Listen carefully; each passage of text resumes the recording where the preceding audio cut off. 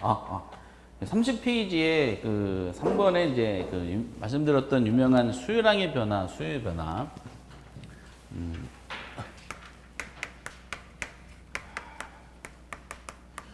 이게 이제 1회부터 쭉 나오면 지금까지 나오는 문제의 대표적인 파트입니다. 수율항의 변화, 수율 변화. 글씨가 한 끗 차이죠? 근데 의미가 달라. 이렇게. 책에 이제 그 너무 약하게 돼 있어서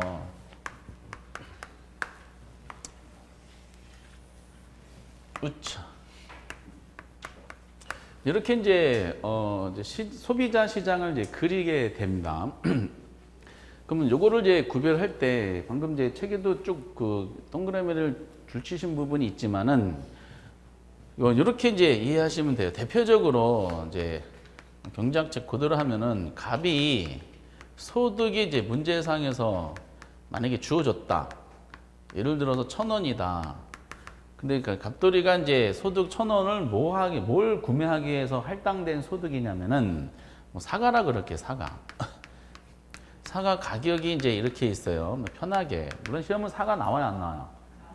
안 나와요. 우리는 전부 부동산 예를 들어요. 그래서 아파트, 열주택, 토지, 상가, 올해처럼 다세대 주택, 파파파 이렇게 사과 가격이 100원이다라고 이제 가정해 보면은 그러면 사과 수율항이 이제 결정이 되겠죠. 그러면 이제 사과를 구매하기 할당된 소득이 1,000원이라고 봤을 때 이 1,000원 범위 내에서 사과를 구매하겠어요. 그럼 100원짜리네. 그럼 최대 몇 개까지 구매할 수 있어요? 10개가 되는 거예요. 이것도 계산 문제입니다. 굉장히 쉽게 푸시네. 만만치 않은 문제인데. 10개를 지금 답변하시면 상위 3%에 해당된다는 거. 그럼 이제 10개가 딱 되고요. 여기 대응하는 점을 이제 A점이다. 라고 이제 표시를 이렇게 합니다. 10개 A점. 근데 우리가 논하는 것은 이게 아까 수율항이 종속 변수였잖아요. 그렇죠? 그럼 종속 변수인 이제 수율항의 변화를 논하고자 하는 것이 목적인데 당해자는 사과라고 이제 제시된 상태입니다. 그러면 10개라는 수율항이 고정적인 것이 아니라 얘가 계속 변합니다. 그렇죠? 그럼 수율항 10개를 변화시키게 만드는 독립 변수가 지금 예를 들은 이 예제상에서는 몇 개가 있어요? 2개가 있지. 뭐하고 뭐? 가격하고 소득이 있는 거야. 그렇죠? 소득이 변해도 수율항이 변할 것이고 가격이 변해도 수율항이 변하죠. 근데 아까 수요 법칙은 이 중에서 뭐는 일정하다고 본 거죠? 뭐는 일정하다? 너무 오래됐는데요. 쉬는 시간이라는 것은 아까 우리가 그래서 경제학적으로 함수에 대해서 잡아야 되죠. 함수는 이제 종속 변수인 수율항에 영향 미친 요소로서 독립 변수가 많은데 가격을 잡았고 나머지 요소들은 가격 이외의 요인이었어요. 가격 이외의 요인 중에 아까 소득이라는 게 있었죠. 그럼 가격 이외의 요인은 일단은 불변이라 그랬잖아요. 그럼 수요 법칙은 뭐가 변하는 거냐? 가격이 변한 거였잖아요. 그럼 여기서 뭐가 일정하다고 보는 거야? 소득이 일정하다고 보는 거지. 오케이? 소득이 일정하고 있고 얘는 변하는 거 안 변하는 거야?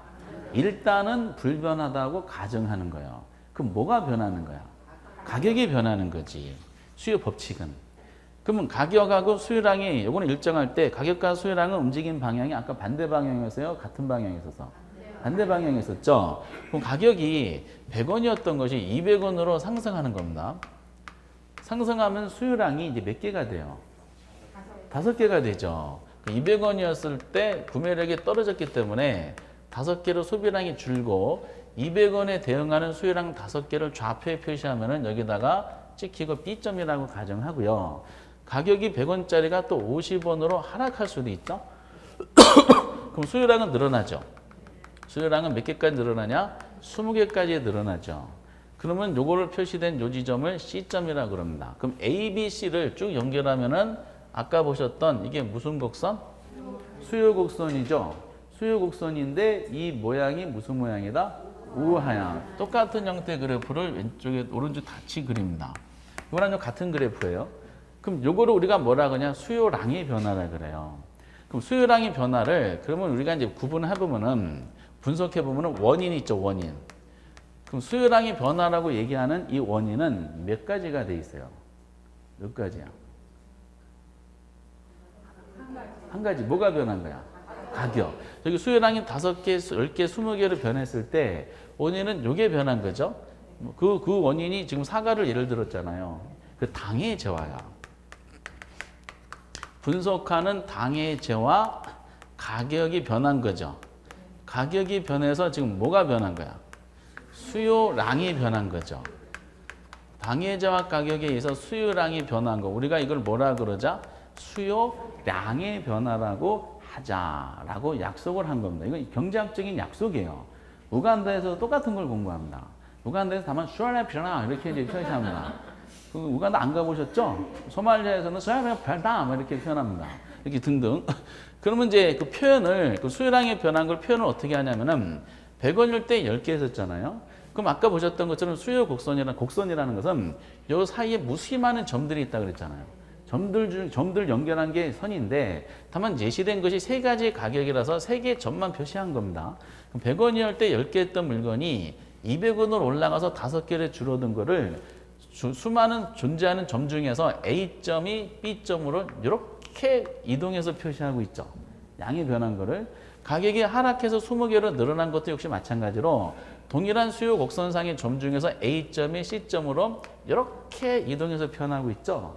결과적으로 수요량의 변화를 어떻게 표현하냐면은 동일 수요 곡선 상 요 위란 뜻이죠. 상에서의 무슨 이동?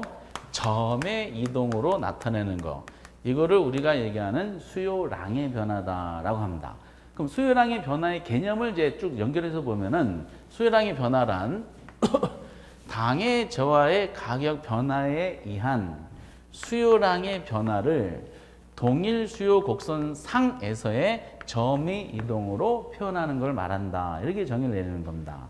그래서 원인에 대해서는 지금 당의 저하 가격이라는 요거하고 곡선상에서의 점의 이동 요거를 꼭 알고 계셔야 되는 논리고, 근데 이제 그 다음에 그럼 수요의 변화는 뭐냐면은 반대야, 반대. 여기는 가격이 변했지만은 거꾸로 요거는 가격이 있죠. 가격이 거꾸로 일정하다고 보는 겁니다. 그럼 요 가격, 사과가 변하는 거 안 변하는 거야? 안 변하고 이제 뭐가 변하기 시작하냐면은 가격 이외의 요인이 변한다고 보는 겁니다. 여기 가격 이외에 예를 들어서 뭐가 예를 들었어요? 소득 예를 들었죠. 그럼 소득이 얘가 2,000원으로 증가했어. 가격은 그대로야. 그러면 2,000원 소득이 있을 때는 100원짜리를 몇 개까지 구매할 수 있어요? 와, 그거 금방 계산하시네. 그럼 100원은 그대로인데 사과 가격이 100원이었었는데 소득이 늘어나면서 수요량이 똑같이 20개로 늘어났어요. 그때 요 100원의 소득이 2,000원일 때 20개를 나타낸 지점이 점을 표시하면 여기가 C점이라고 표시합니다. 그러면 여기도 수요량이 변했죠. 20개로. 여기도 수요량이 20개 변한 건 똑같아. 근데 여기는 가격이 하락해서 수요량이 변한 거를 동일 수요 곡선상의 점 중에서 A에서 C점으로 점이 이렇게 이동한 형식을 표현하고 있죠. 근데 여기는 수요 곡선상에서의 점이 이동으로 이 수요량점이 C를 표현할 수가 있다 없다? 표현할 수가 없어. 왜냐하면 이 C점은 수요 곡선을 벗어난 외곽 지점에 존재합니다. 그럼 결과적으로 수요량이 증가한 것을 표현하려면 어쩔 수 없이 우하향하는 수요 곡선을 가진 이 모양 있죠. 이거를 수평으로 움직여야 돼. 수평으로 움직일 때 우측으로 움직여야 돼요? 좌측으로 움직여야 돼요? 그럼 우측이 어딘지 아시죠? 굉장히 중요한 단어죠. 우측 좌측을 구분할 수 있으면 상위 3%에 해당이 됩니다. 그럼 내가 수평으로 이렇게 조금씩 좀 움직이다가 C를 지나는 곡선을 하나 더 그리시는 거야. 그럼 여기 있던 곡선이 이렇게 움직였으니까 얘가 우측으로 이동했죠. 곡선이 우측으로 이동하면은 10개 했던 소비량이 20개로 늘어난 거잖아. 기존보다 수요량은 늘어난 거죠. 이거를 수요가 증가했다라고 표시합니다. 그래서 우측으로 이동하면 수요가 증가한 것이에요. 근데 가격은 꼭 그대로인데 소득이 오히려 500원으로 추락하는 경우도 있어요. 요즘 같은 상황이죠. 그럼 500원 소득에서 100원짜리 구매하려면 이제 몇 개까지 구매할 수 있어요? 5개로 줄어들고 100원에 해당되는 5개를 나타내는 지점이 이 지점이야. B점이죠. 여기도 5개를 줄어든 건 똑같아요. 근데 여기는 가격이 올라가서 줄어든 걸 똑같은 의미로 곡선상의 점이동 표현했었죠. 근데 여기는 곡선상의 점이동으로 B점을 표현할 수가 없어. 이것도 수요 곡선을 벗어난 외곽 지점에 존재하기 때문에 그래요. 그러면은 가격은 그대로인데 소득이 줄어서 수요량이 준 걸 나타내려면은 어쩔 수 없이 수요 곡선은 어떻게 돼요? 좌측으로 수평으로 계속 이동하다가 B를 지나는 곡선을 하나 더 그리셔야 돼요. 그럼 여기 있던 그래프가 일로 옮겼으면은 왼쪽으로 즉 좌측으로 이동했네. 좌측 이동하면 기존보다 소비량이 줄어들었죠. 이거를 수요가 감소했다라고 표시합니다. 그래서 이는 수요가 감소한 거야.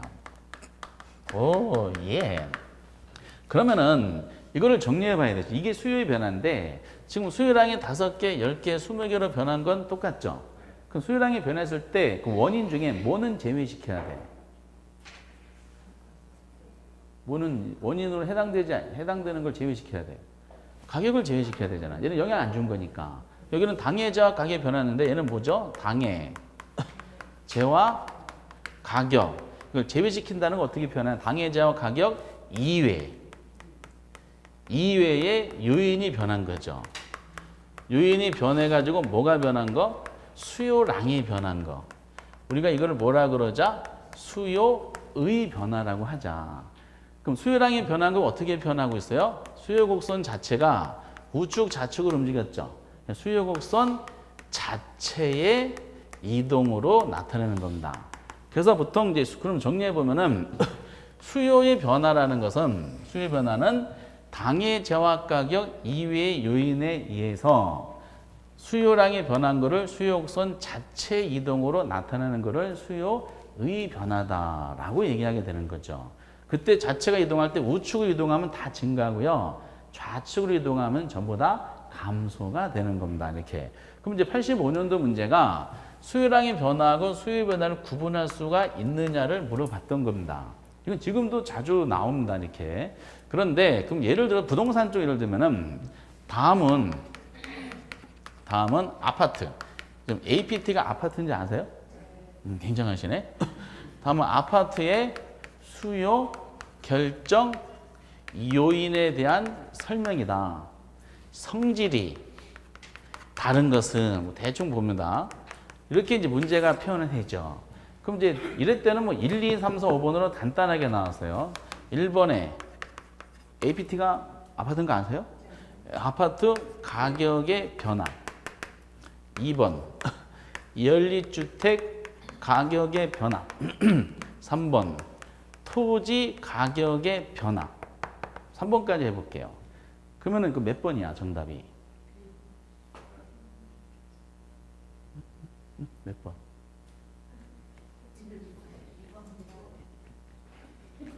몇 번?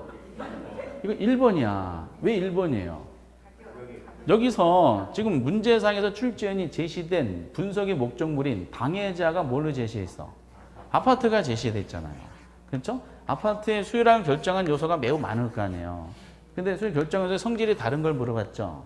근데 보기 중에 아파트인데 여기 아파트 가격이 변한 게 주어졌죠. 아파트 가격, 아파트 당해자까지 변한 거잖아요. 여기 1번은 뭐가 된다? 수요량이 변화가 되는 거예요. 그럼 여기 연립주택 가격하고 토지 가격은 아파트라는 당해자와 가격 이외의 다른 요소잖아. 이거는 뭐가 된다? 수요의 변화가 되는 겁니다. 이해되세요? 그럼 답을 3번으로 하고 싶어. 이런 문제 취지에서.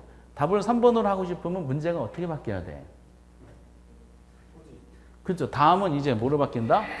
다음은 토지의 수요 결정 요인에 대한 설명이다. 성질이 다른 거. 이렇게 물어봤죠. 그럼 당해자가 뭘로 바뀌었어?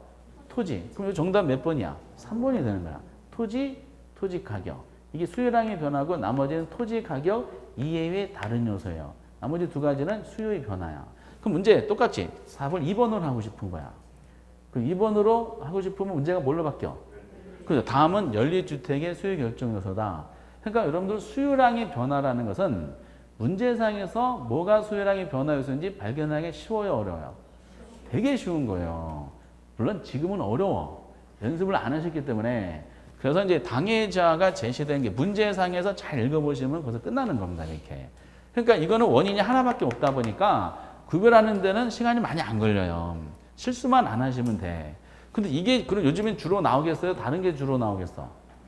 다른 게 주로 나와요. 이렇게. 그럼 다른 게 주로 나오는데 이제 여러 가지 함정이 만드는 것을 차차 연습하고 다른 게 뭐가 나오냐면 지금 어떤 관련되는 것도 오래 나왔지만은 지금 계속 출제되는 것이 이게 나오는 거예요.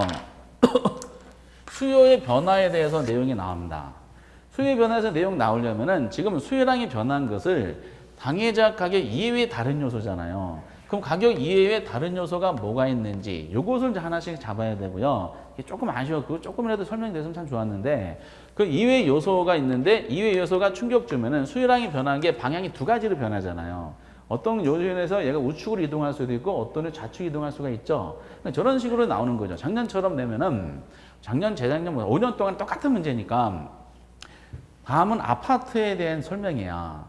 아파트 수요 곡선을 우측으로 이동시킨 요인에 해당되지 않는 거 이렇게 물어보는 거예요. 그럼 아파트는 당해자가 나온 상태에서 이거 우측으로 이동시킨 요소에 해당되지 않는다 그런 것은 오지선다 중에 4개가 우측 요소가 있겠죠. 하나가 어느 쪽에 있겠어? 좌측으로 이동하는 요소가 있다는 거죠. 요거와 요거를 구별하는 겁니다. 그러면은 우측과 좌측으로 이동시킬 때 이 요인들이 뭐가 있는지 파악하는 게 이게 아주 중요하죠. 그 요인 파악하는 과정 중에 오늘의 이제 테마가 나옵니다. 매주 하나씩은 갖고 가시라 그랬어요. 지난주는 복합개념 부동산이고요. 오늘은 여기서 내용이 나오는데 우선은 다른 요소 중에 아까 저희 예를 들었던 것처럼 소득이 우선 예를 들어요. 소득의 증가. 근데 이거는 어렵지는 않고요. 소득은 다만 이제 나중에 그 다음 단계를 논하기 위한 과정으로 소득은 수요만 영향 주는 요소라는 것을 미리 계속 말씀드리겠어요. 수요만 영향 주는 대표적인 독립 변수 중에 하나예요. 그럼 이 말은 소득이 증가해서 공급은 어떻게 되냐는 거예요. 공급은. 만이란 말이 무슨 말인지 모르세요? 만은 only란 뜻이잖아. only you 이런 식으로 해가지고 수요만 영향 주는 거예요. 그러면 공급은 아무런 관계가 없다는 뜻이야. 이게 나중에 다 써먹게 되는데 지금은 뭐 나중을 논할 시기는 아니고 저런 것이구나 라고 하는 거죠. 근데 여기서 구분되는 게 소득이 늘었어요. 그러면 시장에 존재하는 모든 물건의 소비량이 다 늘어나는 것은 아니에요. 소득이 늘었더니 어떤 물건의 수요량이 증가했어. 그럼 소득 증가했는데 얘도 같이 증가했잖아요. 움직임 방향이 같은 방향이야, 반대 방향이야? 같은 방향이죠. 증가니까. 그렇죠? 그러면 사람들은 소득이 부족할 때는 A라는 물건을 구매하고 싶었는데 못 산 거죠. 그 소득이 늘었어. 그러면 사고 싶어도 못 샀던 걸 더 살 거 아니에요. 소득 늘면 소비량이 늘어난 것은 말 그대로 정상적인 현상이죠. 이런 경우를 우리가 뭐라 하냐면 정상재라 그래요. 이런 재화를 정상재. 근데 어떤 물건은 소득이 늘었더니 수요량이 오히려 감소하는 경우가 있어요. 그럼 얘는 소득의 방향과 수요량의 방향이 같은 방향이야, 반대 방향이야? 반대 방향이야. 그럼 요거는 어떻다? 오히려 늘었더니 소비량이 줄었다는 것은 이 물건의 소비자들의 선택을 못 받았다는 거죠. 그렇죠? 이거를 열등제라 그래요. 열등제. 그러면은 여기서 우선 아셔야 될 것은 정상제란 말하고 열등제란 말이 나왔어요. 그 원인은 항상 뭐를 생각하셔야 돼? 원인은 정상과 열등을 구분하는 원인은 아니 원인 1번 여기 객관식 강하시니까 1번 소득 2번 사득 3등 수득 뭐요? 소득이야 소득.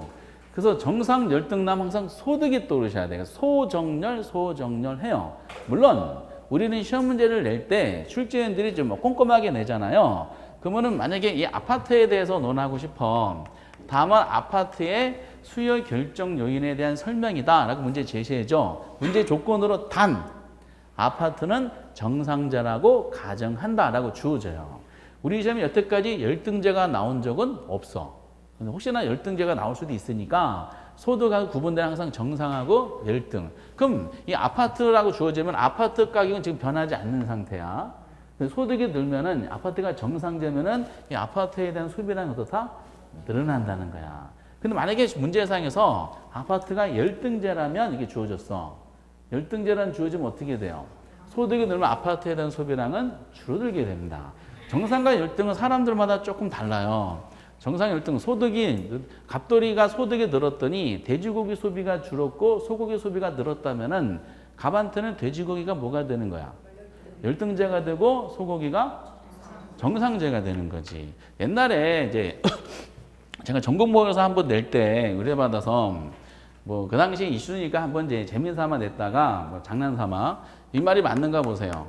광우병 엄청 걸린 미국 소고기가 정상제라면 우리나라 국민소득이 증가했을 때 광우병을 엄청 미국 수입 소고기에 대한 수요는 증가할 것이다. OX.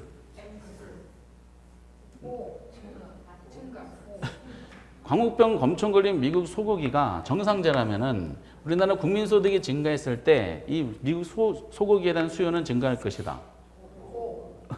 당연히 이거 O죠. 왜 O야? 여기서 광우병 걸린 건 전혀 중요하지 않고요. 뭐가 중요한 거야? 정상제란 말이 중요한 거야. 이거 내려다가 리콜 받은 문제죠. 큰일 납니다. 해가지고 장난삼아 냈는데 미안해 해가지고 제외하고 소고기가 정상제라면은 이렇게 이제 했던 거죠. 앞에 무슨 수슈가 중요한 것이 아니라 정상제라면은 이게 중요한 거예요. 우리 시험은 이제 이런 소고기 뭐 대충 이런 걸 내지 않을 거 아니에요. 뭐가 내냐면은 부동산으로 내. 그래서 실제 문제입니다. 소득이 이거 아마 기출문제 보면 이거 접하실 때가 있을 텐데 소득이 10%가 증가했더니 A 부동산의 수요량이 8%가 증가하였다면 이렇게 나왔어요. 하였다면은 이 A 부동산의 성격은 물어봤어. 1, 2, 3, 4, 5번이죠. 그럼 여기서 중요한 것은 소득이 나왔잖아요. 소득 나오면은 딱 떠오르는 게 정상하고 열등이 떠오르셔야 돼. 그 오지선다야. 순식간에 몇 지선다로 바뀔까? 이지선다로 바뀌죠. 정상 열등이니까. 근데 그런 다음에 방향만 잡으면 돼. 소득이 늘었네. 얘도 늘었네. 같은 방향, 반대 방향. 그럼 얘는 정상제가 되는 겁니다. 오케이? 이런 식으로 이제 돼요. 그래서 정상 열등 항상 소득이라는 걸 하시고요. 경제학책의 대표적인 열등제로 대중교통을 많이 들어요. 소득이 늘면은 지하철, 버스를 이용하는 것이 아니라 자가 운전합니다. 때문에 대중교통 대표적인 열등제가 되는 것이지. 제가 어렸을 때 저희 개인적인 정상제는 저는 만화책이었었어요. 그때 만화가가 되는 게 꿈이어가지고 그래서 이제 옛날에 뭐 건설회사 면접 볼 때도 가장 존경하는 사람이 뭡니까? 저 허영만 화백입니다. 해가지고 그게 누군데요? 해가지고 제가 막 설명해 줬던 기억도 막 납니다. 이렇게 만화가 되는데 이제 그림을 못 그린다는 것이 밝혀져가지고 꿈을 접었죠. 고등학교 3학년 때 뒤통수 많이 맞고 그랬었어요. 맨날 만화가 될래요. 맨날 그랬는데 그래서 돈을 벌면은 저는 집안을 하나 꾸며서 만화책을 잔뜩 집어넣겠다 했는데 실현을 못했죠. 왜요? 돈이 없는 거지. 전 재산이 13만 원이에요. 다 뺏기니까 무슨 만화책을 사냐 막 이래서 한 80권까지 샀다가 다 이제 뺏겼어요. 그 손이 어쨌든 뭐 그런 거 사람마다 다 다르다는 거. 근데 이제 핵심은 이게 아니야. 지금부터 말씀드릴 내용이 오늘의 과제입니다. 이것이 설명 얼마나 이제 참 아쉬운데 이게 좀 소득도 있지만은 아까 보셨던 다른 재화가 있어요. 다른 재화 가격의 변화가 당해재화의 수요량에 영향을 줄 수가 있을까 없을까? 영향을 줄 수가 있어요. 그런데 이 수요량이 이 물건 지금 문제상에 주어진 당해재화 수요가 반응을 한 거야. 그렇죠? 반응했는데 원인이 본인 가격이 변한 것이 아니라 본인 가격이 변하면 수요량이 변화가 되는 거예요. 근데 본인이 아니라 다른 재화 가격이 변한 거예요. 그럼 이 다른 재화 가격이 변해가지고 당해재화 수요량이 반응했다는 것은 이 두 재화는 서로 무관한 재화가 아니라는 거죠. 이거를 관련 재화라 그래요. 관련 재화의 대표적으로 두 개가 있어요. 매년 나와. 매년. 그리고 이 두 가지 단어는 여기서만 나오는 것이 아니라 교과서 마지막까지 항상 막 걸쳐 있어요. 그게 첫 번째, 특히 더 중요한 대체제라는 게 나옵니다. 시험 문제는 당해재화 수요가 어떻게 되냐 물어본 상태에서 딱 지문이 대체제 가격의 예를 들어서 상승으로만 예를 들게요. 대체가 상승 딱 보기 요거 하나만 딱 내요. 지문이 잘 막혀. 그럼 대체제 가격 상승이 결국 이 당해재화의 수요에 어떻게 미칠 것인가 요거를 물어본 거겠죠. 증가할까 감소할까?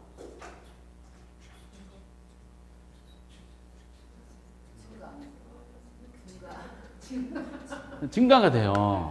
그럼 요 과정을 이해를 하셔야 돼. 이해하시려면 요 재화랑 요 재화가 지금 무슨 관계에 무슨 재라고요? 대체 관계에 있는 재화를 말해요. 그럼 대체재란 게 대체란 말이 뭘까?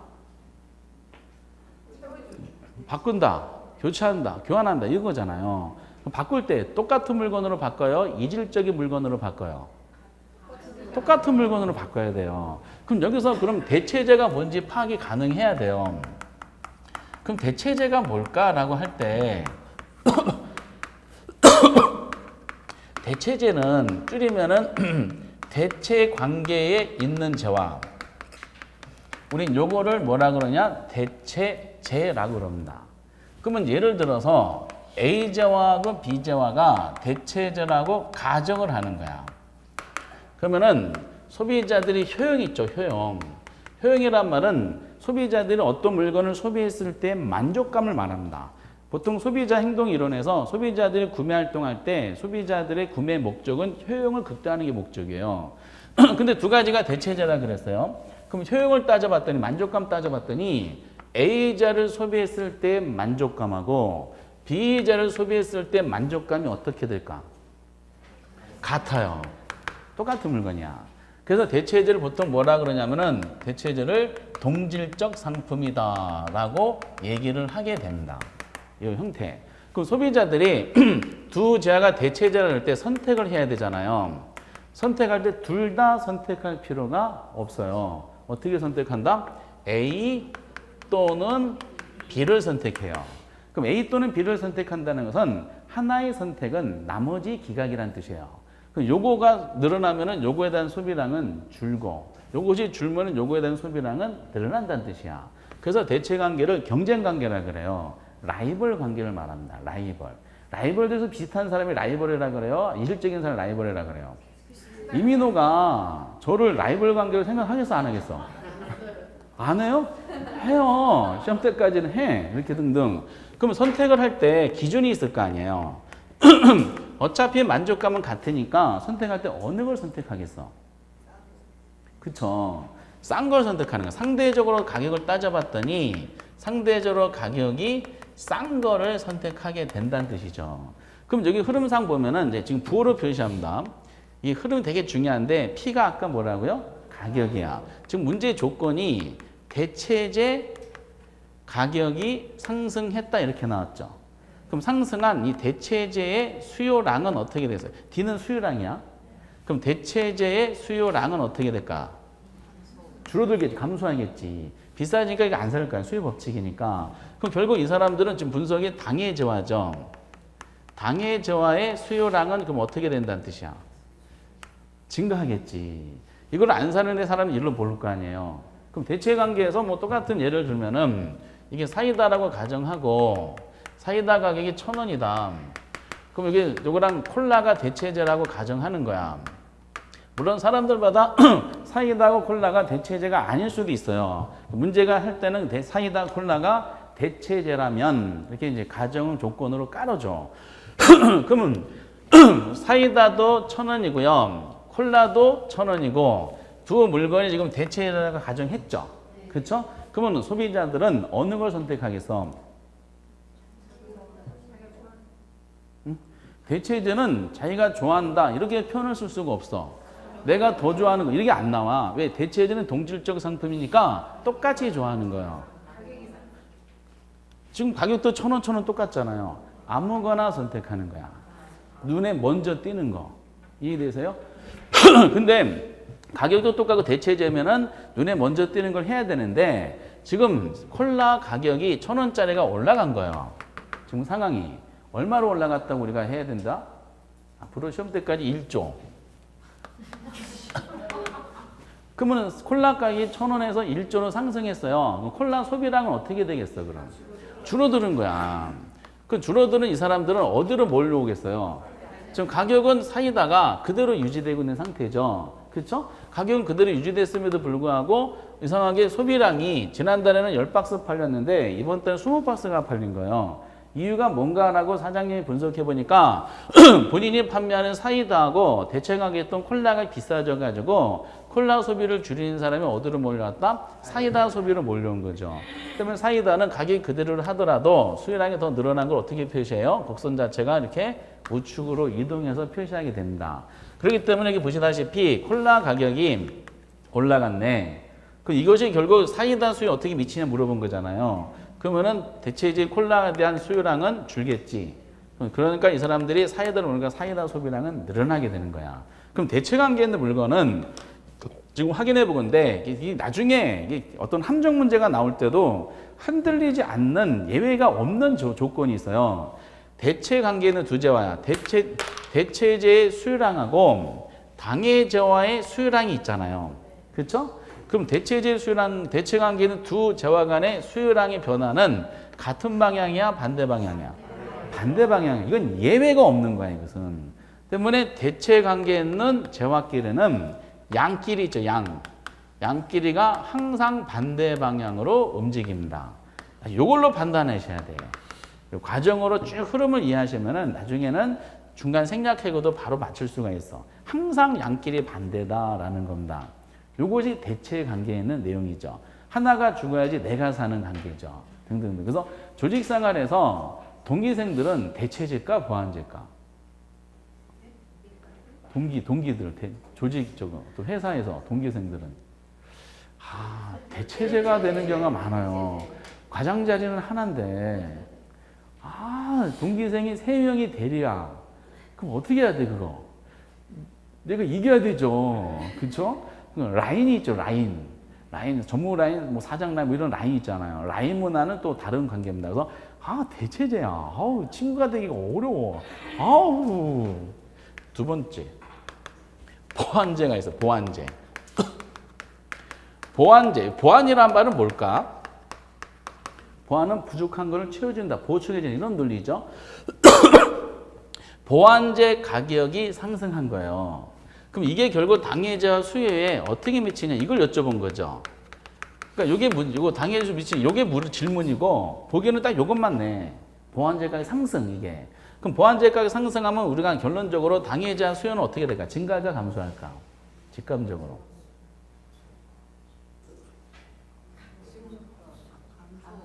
감소하게 돼요. 그럼 요거를 결론이 이게 맞는가를 이해하시려면은 보완제가 무슨 말인지를 이해할 수가 있으셔야 돼. 그럼 보완제라는 것은 뭐 보완이란 말이 가지고 있는 의미가 이제 잡히기 때문에 보완제는 보완 관계에 있는 자를 말합니다. 보완 관계에 있는 자. 그래서 줄여가지고 보완제 이렇게 되는데 그 A제화하고 B제화가 보완제라고 한번 가정해 보세요. 그럼 소비자가 효용을 이제 지금 100% 채우고 싶은 거예요. 그럼 보완 관계는 A제화를 소비를 한 거죠. 100% 채운 거야, 못 채운 거야? 못 채운 거야. 뭔가 좀 조금 허전한 게 있다는 거죠. 부족한 걸 채우려면 아무거나 소비하면 안 되죠. 그러면 이제 부족한 걸 채우기 위해서 B라는 보완 재화 있죠. 이거는 같이 소비하는 걸 말합니다. 같이 소비야. 때문에 보완 관계는 제한은 소비를 할 때 얘는 공동 소비예요. 공동으로 소비량이 늘든지 공동 소비량이 줄어들어요. 공동 운명체, 동지의 동지. 아까 대체제는 어떻게 선택한다 그랬어요? 둘 중에 하나야. A 또는 B인데 이거는 A 그리고 B야. 둘 다 해당된다. 그래서 보완 관계는 그래서 흐름을 보면은 보완제의 가격이 지금 상승했다라고 문제의 조건이 나왔죠. 그럼 흐름에 의해서 절차적인 내용을 아시는 게 나중에 큰 도움이 되니까 그럼 이 보완제의 수요량은 어떻게 되겠어요? 줄어들겠지. 수요 법칙이니까. 비싸니까 안 살 거 아니에요. 그렇죠? 그럼 이것이 어디에도 미친다? 당해자 수요에도 미치는 거야. 당해자 수요는 어떻게 되겠어요? 같이 소비량이 줄게 되는 거죠. 오케이? 수요가 감소해요. 보완관계의 대표적으로 또 하나 예를 들면 맥주라는 것이 있고 똑같이 예를 들면 치킨. 그럼 맥주 가격이 1,000원인데요. 치킨 가격이 10,000원이에요. 그럼 두 가지가 물론 그 보완제라고 명시를 해줘야 돼요. 이런 문제가 나오려면은 그러면은 치킨 가격이 상승한 거야. 10,000원짜리가 얼마로? 1조로. 1조라니까 올라가려면은. 그럼 치킨에 대한 소비량이 어떻게 되겠어요? 확 줄겠지.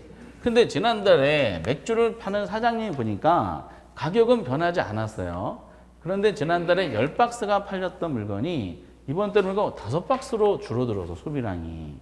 왜 그런가 분석해 보니까 맥주랑 보안가게 했던 치킨 가격이 지나치게 비싸져 가지고 사람들이 치킨을 안 먹는 거야. 안 먹는 거다 보니까 치킨과 같은 공동명체인 맥주 소비량도 같이 줄어들게 된다는 뜻이죠. 이런 흐름이야. 그래서 보시다시피 이게 치킨 가격이 상승했다. 그럼 바로 상승한 치킨에 대한 소비량은 줄 것이다. 보안관계했던 당해자 소비량도 맥주 소비량도 같이 줄게 되겠죠. 그럼 보안관계는 제하를 보면은 지금 보시다시피 보안제의 수요량이 변화하고 당해제와의 수요량이 변화. 즉 보안관계에 있는 두 제하 간의 수요량의 변화는 항상 같은 방향, 반대 방향. 항상 같은 방향으로 움직이게 되는 거죠. 그래서 보안제끼리는 양이 항상 동일 방향이다. 그래서 비례관계라고 그러죠. 보양비가 된다. 동일 방향이고 얘는 반대 방향으로 반비례 관계가 되는 거죠. 이렇게 등등등.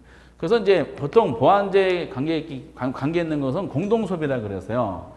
떡볶이만 먹어가지고는 만족감 100%못 채우죠. 떡볶이하고 보안관계 있는 물건이 뭐야? 순대도 먹어야 되죠. 순대에 떡볶이 소스 발라 먹잖아요. 그거 가지고는 돼요, 안 돼요? 좀 부족해요. 또 뭐랑 같이 먹어야 돼? 튀김. 그거 가지고 또 안 돼. 뭐랑 또 같이 먹어야 돼? 어묵과 같이 먹어야 되잖아요. 그거 가지고도 좀 2% 부족해. 김밥보다는 그럼 뭘? 아이스크림. 아이스크림을 떡볶이 소스에 발라 먹는 거죠. 그래서 저는 떡볶이, 어묵, 튀김, 그리고 순대, 아이스크림이 떡볶이 소스에 버무려서 먹는 뭐죠? 보안제가 됩니다. 같이 먹는 거야. 살쪄? 등등등. 자동차하고 휘발유도 보안제죠. 그렇죠. 자동차 가격이 엄청 올라갔어. 그럼 자동차를 안 사겠죠. 그 휘발유 소비도 안 하겠죠. 그러니까 휘발유 시장을 활성화시키려면은 자동차 가격이 굉장히 싸야 돼요. 너무 비싸죠, 지금. 그랜저 정도 되면 한 2만 원 정도에 팔면 참 좋겠어요. 그런 식으로 쫙 이렇게 모든 것이. 그래서 보안제는 공동 운명체고 그 대체제는 라이벌 관계가 되고요. 그래서 지금 이제 대체제 관계에는 요거하고 요거는 어떠한 경우든지 꼭 이해해 주셔야 돼. 절차적으로 흐름을 잘 보세요. 시간이 걸리더라도 절차적 흐름을 보시다 보면 나중에는 이게 10초짜리 지문으로 나오거든요. 착착착착착 답이 나올 겁니다. 근데 최근에 계속 출제되는 형식, 올해도 비슷하게 나온 게 뭐냐면은 똑같이 예를 들면은 아파트 이렇게 물어봤어요. 아파트 가격이 10%가 상승했더니 다세대 주택의 수요량이 2%가 감소하였다면, 그래서 다세대 주택의 수요가 변했는데 다세대 주택 가격이 변한 것이 아니라 아파트 가격이 변한 거잖아요. 그럼 다세대하고 아파트는 다른 제어야, 동일 제어야? 다른 제어잖아요. 그러니까 이거는 둘 사이, 아파트하고 다세대가 무슨 관계냐라고 물어본 거지. 딱 두 개밖에 없겠죠. 대체제냐, 보안제냐 물어본 거야. 대체제의 보안제야. 선입견으로 판단하면 안 되고요. 구조적으로 판단해야 돼요. 지금 아파트 가격이 조건이 상승했다고 나왔잖아요. 그럼 아파트에 대한 수요량은 어떻게 되겠어? 증가요, 감소요? 감소하겠지. 근데 결과가 다세대 주택의 수요량이 어떻다고 나왔어? 수요가 감소했다고 나왔잖아. 그 두 제안은 양끼리 같은 방향이야, 반대 방향이야? 같은 방향이잖아요. 그러면 같은 방향이면 대가 나와야 돼, 보가 나와야 돼? 보양비가 나와야 되죠? 그건 보완제가 됐던 거죠. 물론 이게 증가했다라고 나왔어요. 그러면은 이거는 증가한 거니까 서로 반대방 움직였죠? 그럼 반대방 움직였으니까 뭐가 돼? 대체제가 대랑반이 되는 거죠, 이렇게. 결국 이런 스타일이야. 매년 똑같아. 낸 거 또 내고, 또 내고. 이렇게 올해는 이거랑 비슷하게 나왔지만은 뭐 기출문제지 뭐 바깥에 있으면 한번 확인해 보시고요. 가장 많이 나오는 문제의 스타일이 뭐냐면은 좀 빠른 감이 있다 하더라도 형식만 말씀드릴게요. 지금 푸시라는 것은 아니고, 그리고 오지선다가 다 황당무계하게 내는 것이 아니에요. 오지선다 중에 아마 여러분 기출문제 보시면은 순식간에 이지선다로 바뀌어요. 어떤 논리냐? 다음은 아파트. 가장 많이 나오고 아마 내년도도 여기 이런 스타일로 낼 거예요. 아파트 수요 곡선을 우측으로 이동시키는 요인에 해당되는 것은 뭐 이런 식으로 이제 물어봤겠죠. 이렇게 우측으로 이동, 좌측이라 그럴까? 그럼 먼저 아파트 수요 곡선을 좌측으로 이동시킨다고 물어본 거야. 좀 어려운 질문인데 근본적으로 이런 문제가 나오면요 머릿속에 우선 떠오르는 것이 얘는 수요량의 변화예요, 수요의 변화야? 수요의 변화죠. 왜? 자체가 이동한 거니까. 수요량이 변할 때는 곡선이 이동하지 않죠. 곡선상의 점이 이동하는 거니까 얘는 수요량의 변화가 아니라 수요의 변화야. 그럼 좌측으로 이동이 요인에 해당된다 그랬죠. 얘는 수요가 증가한 거예요, 감소한 거야? 이건 감소했다는 뜻이야. 그쵸? 결국 문제는 수요가 감소에 해당되는 걸 찾으라는 거지. 상식적인 지문들이 나와. 보면 1번에 아파트 주변 환경의 개선. 이것도 종종 나오는 지문이야. 좋아진 거야, 나빠진 거야? 그럼 얘는 수요가 증가하는 거 감소하는 거야? 증가는 어느 쪽 움직여? 우측으로 움직이는 거예요. 이건 공부 안 해도 맞죠? 그 아파트에 대한 선호도 증가. 이렇게 나와. 수요가 증가해 감소야? 증가. 공부 안 해도 맞히잖아. 선호도가 높아졌는데 당연히. 그리고 아파트 구매 관련 대출 금리, 대출이 뭔지 아시죠? 대출 금리가 인하됐대. 수요 증가 감소. 수요가 증가. 그러니까 1, 2, 3번은 공부 안 해도 맞히는 거야. 이야. 4번에 결국 핵심은 이거죠. 대체, 가격의 상승 이렇게 나오죠. 수요 증가 감소. 여기서 잠깐 멈춰. 그래서 모든 생각이. 응? 증가지. 대체재 가격이 상승했다 그랬잖아요. 그럼 대체가 상승하면 대체재의 수요량은 어떻게 돼? 감소할 거 아니에요. 그럼 문제 아파트 수요량은 어떻게 돼? 증가하는 거지. 그것도 증가지. 대체재 비싸졌지? 대체재 사 안 사? 안 사. 이 사람들 어디로 몰려와? 당연히 아파트로 몰려올 거 아니야. 아파트 수요가 어떻다? 증가. 이해되세요? 증가. 그래서 5번이 보완재 가격의 상승. 얘가 뭐가 돼? 수요가 감소가 되겠지. 보완재 가격이 상승했지. 보완재 수요가 줄겠지. 그러니까 보완관계 아파트도 역시 같이 줄잖아. 그러니까 이게 정답이 되는 거죠. 오케이? 우선 이거는 중급 이상 문제예요. 근데 나중에 여러분 이거 학급으로 바뀌어. 언제? 시험 당일날 꼭 나오거든요. 틀림없어 내년도에. 다만 이게 우측으로 이동했느냐 좌측으로 이동했느냐 이것만 물어볼 뿐이고 결국 동일한 내용입니다. 그러니까 지금은 어려워요. 그래서 이거를 다만 이 한 문제를 맞추기 위해서 수십 문제를 풀어요. 거의 뭐 습관적으로. 근데 지문이 나오는 게 정해져 있어. 그러니까 그래서 미리 말씀드리지만은 이런 식으로 오지선다가 나오잖아요. 다른 거 확인할 필요 없고 대체제하고 보완제 나온 지문이 있지. 거기서 정답이 나와요. 그것은 이제 연습으로 나중에 트레이닝 되실 겁니다. 어쨌든 이제 우리의 오늘의 이제 테마는 이것이고요. 그리고 하나 더 해보면은 이게 나중에 써먹으니까 이거 또 상식적인 내용이에요. 예상도 영향을 미쳐. 예상. 예를 들어서 소비자들이 가격이 올라갈 걸로 예상이 된대. 그럼 얘는 어떻게 될까? 수요가 증가할까 감소할까? 여러분들 지금 예상이야. 올라갈 걸 예상하면 미리 사겠어요? 나중에 사겠어요? 미리 사놔야지. 이거 사재기 현상이라 그래요. 옛날에 담배 사재기처럼. 그래서 이제 수요가 증가합니다. 그럼 가격 하락이 예상되면 어떻게 될까? 수요가 감소해. 하락이 예상 지금 사면 안 돼. 지금 산 1억짜리인데 이게 나중에 1,000만 원까지 떨어질 걸로 예상이 돼. 지금 사놓으면 9천만 원 손해볼 우려가 있죠? 사면 안 돼요. 그러니까 예상이 있고 없고가 좀 차이가 있어요. 오를 걸 예상되면 소비자들은 달려들고 하락은 소비자는 안 사더라라는 거. 이거는 어떻게 보면 경험치에서 우러나오고 있는 상식적인 내용인데 알면은 상식이고 모르면 다 몰상식이니까 이렇게 이제 하시고 어쨌든 소득 나오면은 정상 열등은 소득이다. 다른 자와 간의 관계는 뭐다? 대체제, 보완제. 오케이? 이 중에서 가장 중요한 게 뭐라고요? 대체해제, 보완제. 그 중에서도 특히 대체해제 있죠? 대체해제 관계는 마지막 감정평가론까지 일관되게 계속 언급을 해. 계속. 아주 자주 나오는 거기 때문에 대체해제를 확실하게 알아놓으셔야지 활용도가 있을 수가 있어요. 그럼 지금까지 지금 어떤 스타일로 지금 논했냐면은 흐름을 한번 잘 보셔야 되는데, 이게 이제 지우고 수요 쪽을 봤잖아요. 그럼 수요에 대해서 첫 번째 개념을 봤어요. 개념에 따라서 이제 성격을 도출했어요. 그리고 수요 함수를 가지고 논했고요. 그리고 세 번째가 이제 수요 함수를 통해 간단한 수요 법칙을 도출했어요. 그리고 이제 내용상으로 보면은 수요 법칙을 통해서 수요 곡선을 만들었죠. 어떤 모양이었어요?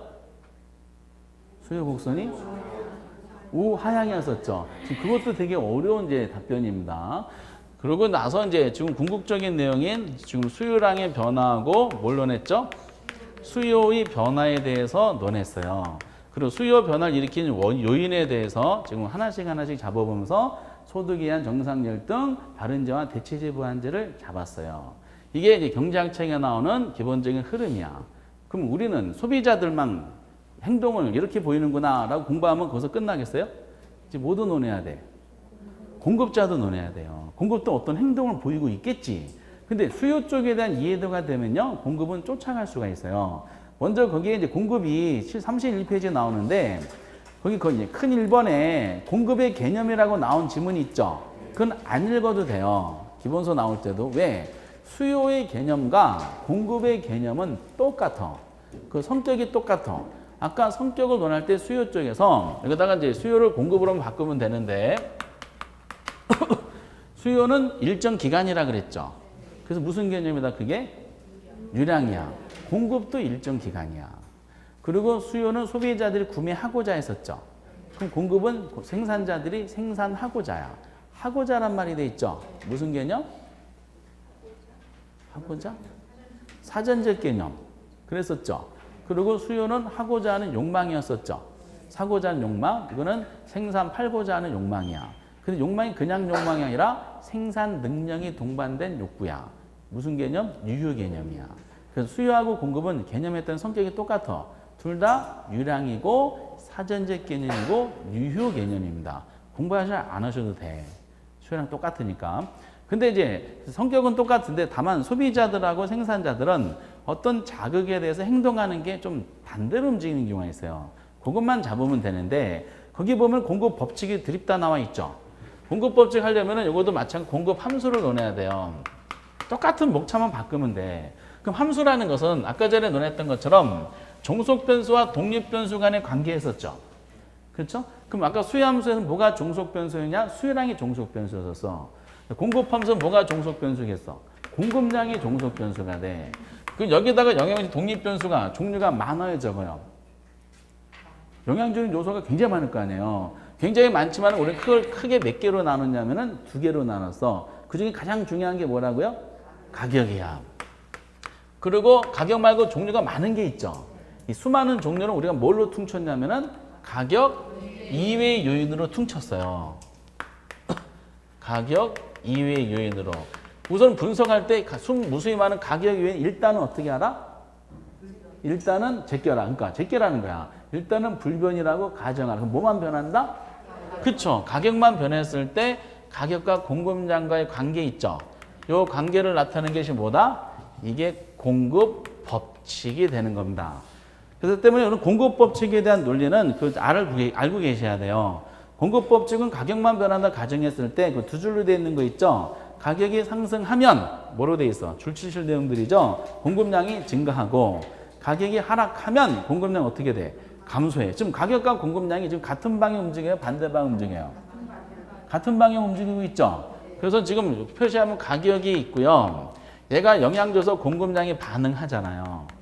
공급자들 입장에 한번 잘 생각해 보시면은 공급자들은 본인이 시장에 내다 팔고 있는 물건의 가격이 상승하고 있어요. 그럼 이때다 그래서 생산량 어떻게 돼? 늘릴 거 아니야. 증가하게 돈 많이 벌어야 되니까. 근데 가격이 제품에 점점 하락하고 있어요. 공급량은 점점 어떻게 될까? 공급량을 줄여야 돼. 왜? 공급자들은 물건을 생산하려면은 그 물건을 만들어야 돼요. 그럼 뭐가 들어? 원가가 들어. 생산비가 들어.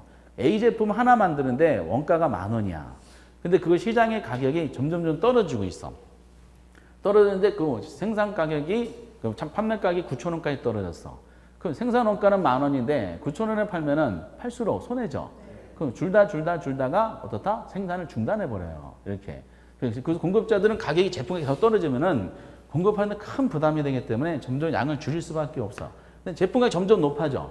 생산 원가는 10,000원인데 이게 판매가 20,000원, 30,000원, 10,000원 막 높아지면은 그만큼 많이 팔수록 더 돈을 많이 벌겠지. 그래서 생산량이 늘어나게 됩니다. 그 가격이 상승하면 공급량 늘고요. 가격 하락은 공급량 줄었죠. 그 가격의 움직임 방향과 공급량 움직임 방향이 같은 방향이야, 반대 방향이야? 같으면 그래서 가격과 공급량과의 정해관계. 정해관계를 우리가 뭐라 그런다 이거를 공급 법칙이다라는 거야. 근데 공급 법칙은 꼭 알고 계셔야 돼. 공급은 이제 수요만큼을 자세히 안 한다 하더라도 공급 법칙 지문으로 종종 나와요. 이렇게.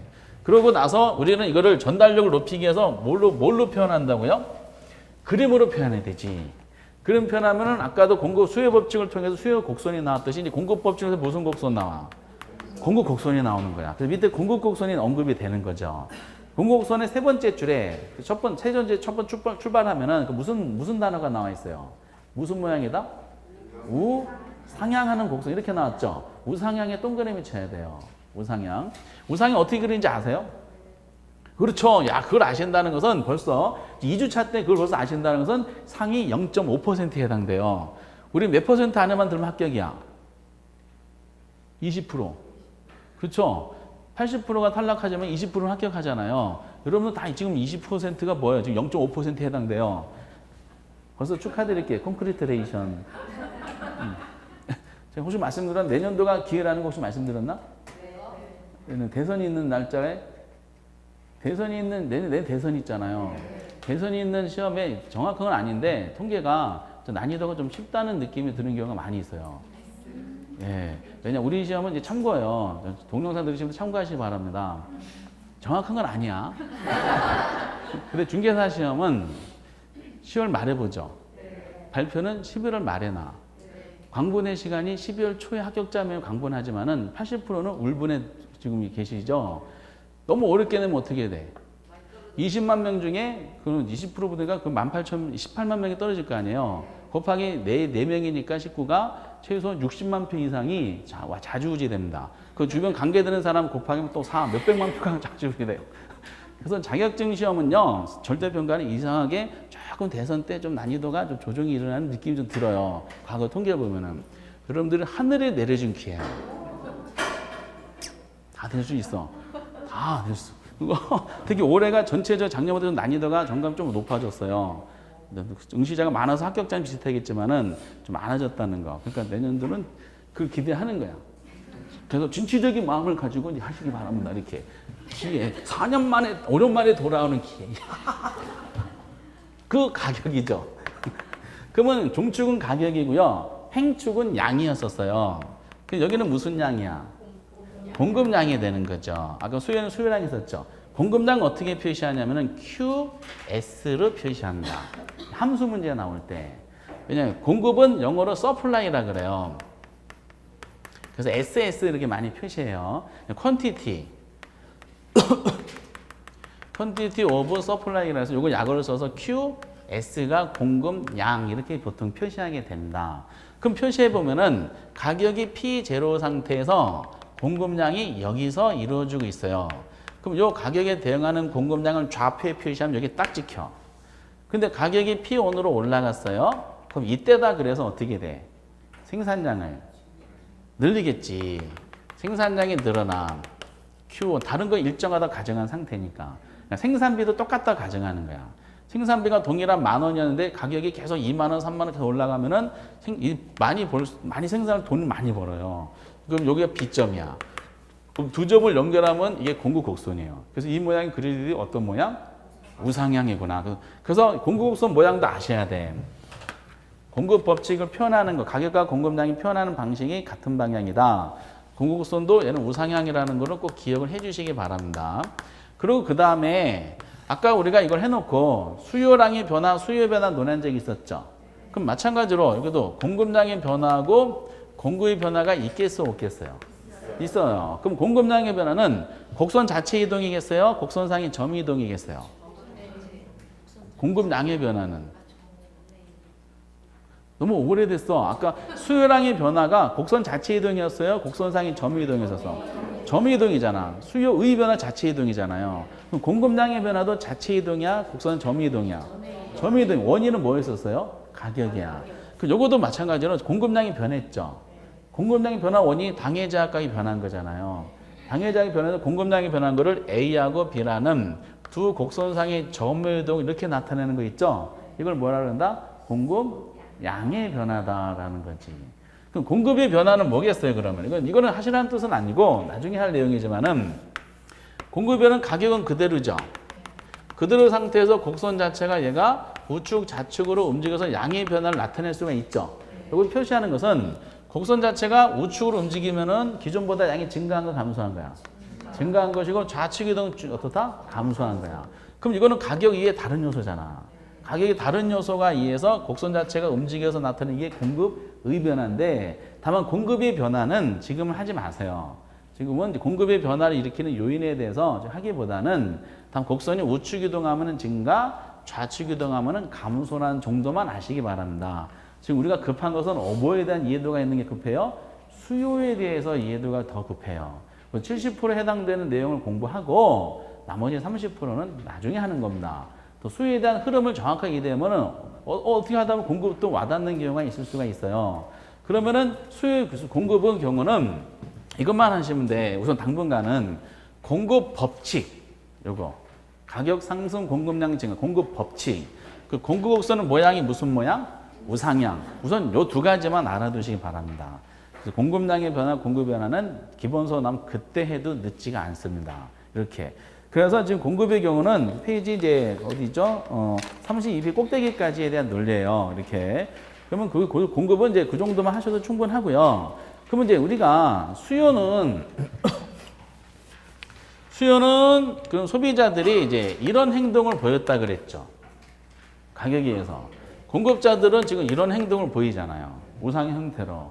그럼 소비자 시장과 생산자 시장인데 소비자들이 자기들끼리 모여 있고 공급자들은 자기들끼리 모여 있어. 그러면은 이 물건을 사고 팔 수가 있을까 없을까? 없는 거예요. 그럼 소비자들이 물건을 사려면은 공급자를 만나러 가야 되고요. 공급자들 물건을 팔려면은 소비자들을 만나러 가야 돼요. 근데 소비자들과 공급자들은 생각이 반대야. 소비자들은 되도록이면 물건을 싸게 사려고 그러고 공급자들은 되도록이면 비싸게 팔려고 그래요. 그럼 서로 만나면 의견 조율이 되겠어, 안 되겠어요?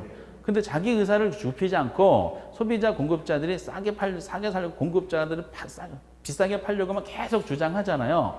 물건은 거래가 안 되다 보니까 물건 거래하려면 상대방을 어느 정도 존중해야 됩니다. 그래서 지나치게 싸게 살려고 했던 소비자들은 공급자를 존중해서 조금 더 비싸게 구매할 생각이 있다고 의사 표출해야 되고 공급자들은 너무 비싸게 하면 안 팔리니까 좀 상대방을 존중해 좀 싸게 팔 생각이 있다는 걸 표출해야 돼. 그럼 서로 조율 과정에서 이 두 시장이 의사결정이 일치되는 경우가 있어. 이때 물건이 거래가 된다는 뜻입니다.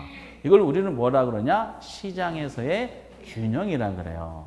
시장 균형은 작년에는 이제 거기에 보면 이제 32페이지 그 제3절 내용인데 이번 순환 때는 균형까지 공부만 하시면 돼요. 수요 탄력성 문제는 지금 하지 마시고요. 탄력성 하면 가방싸로 다 가시기 때문에 그걸 방지하기 위해서 이거는 균형까지 해야 돼. 작년에 균형이 2개가 나왔어요.